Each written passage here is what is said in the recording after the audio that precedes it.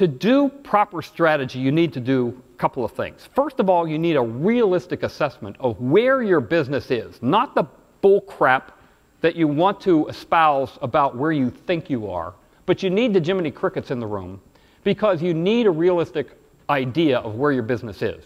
Now, what you're looking at is a SWOT analysis, but I don't like SWOT analysis because people get anal and they start arguing whether something is a strength or an opportunity or a weakness or a threat. I don't want to get into that argument. I don't give a crap. I want a realistic assessment of where we are. And the assessment was we were competing in 3 marketplaces and they were siloed, and we wanted to bring them together. One of those, disease management, most of the healthcare companies spend money on you after you get sick. They won't do anything to prevent you getting sick, but after you get sick, then they spend a ton of money on you so your costs don't go higher, which is insanity in the whole problem with the healthcare industry. Side note, the problem with our healthcare industry is not administrative cost redundancies. The problem is they let you get fat, smoke, stressed out, depressed, then you get sick, and then you cost them money as opposed to helping you prevent that from happening. 80% of healthcare costs are preventable if we took care of people. Return on investment for health programs was based solely on preventing high-cost participants from spending more money, as opposed to preventing high-cost participants from becoming high-cost participants to begin with. And everybody was relying very heavily on telephonic coaching companies. And these companies were huge. They were $100 million companies, and there we are at like $6–7 million. There were enormous players. There was no definition. People didn't even understand what Health Media did, candidly, yet. They didn't understand what we were, and they kept confusing us with WebMD. So we had this realistic issue. We were in the wellness space only, and there's some other issues around that I'm not going to get into right now. But we set objectives for ourselves. What does 07 need to look like? What does 08 need to look like? What does 09 need to look like? What does 2010 need to look like? So we could see whether we were on track on the way to our ultimate goal. We wanted to be profitable by the middle of 2007. Remember I talked about linear programming?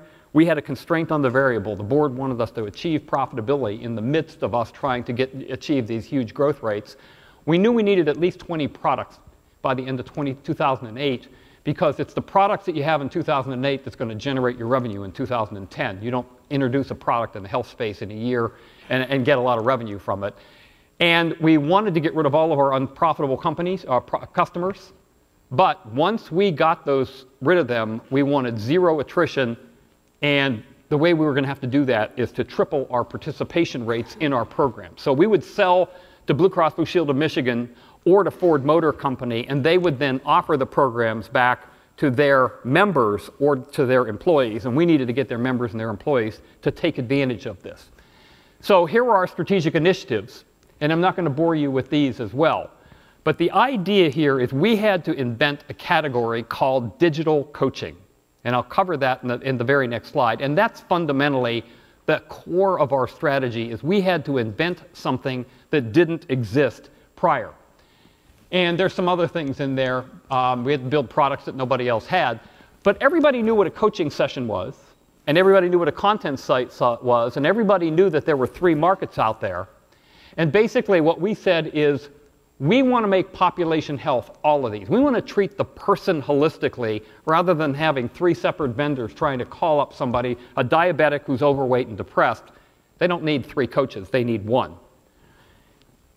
We invented a category and said we will be the vendor that can go across all these categories with this brand new concept called digital coaching.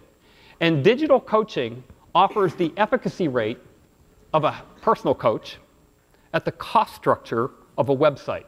And that was our value proposition. And while it took us a long time to get here, when we put this chart in front of prospects, they went, oh, I understand you're not WebMD, and I understand what you're doing. And yes, this sounds very, very interesting. Getting to the point where you can communicate your strategy in terms of the way the marketplace is going to understand them is hugely important.